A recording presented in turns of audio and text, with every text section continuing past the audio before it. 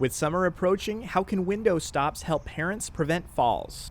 When we're using window stops, an important number to remember is 4 inches. We want to allow a window to open up to 4 inches for ventilation, but windows that are more than 4 inches open allow a toddler or another child to pass through.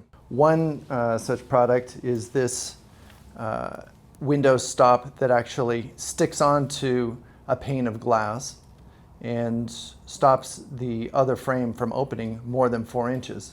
When it's not engaged, you can open the window freely, but when you want to protect the window from toddlers or other people that shouldn't open it more than 4 inches, you just lift and it creates a barrier that stops the window from opening. Older kids and some smart toddlers might be able to figure this out, but in general, this is a device that only adults are going to be able to understand. Another product that we use and that is also relatively inexpensive is a suction cup made to stop windows. It works the same way. You measure 4 inches in, stick it on the other pane, and the window won't open more than that amount.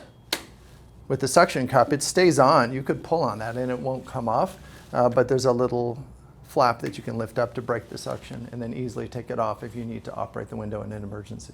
Window screens do not provide protection against falls. Window screens are designed to keep bugs out, but they're not designed to keep toddlers in. The weight of a small child leaning against most window screens will cause them to pop out of the frame. That's what you want if you're using the window as an emergency exit in the event of a fire. But unfortunately, I think parents are given a false sense of security.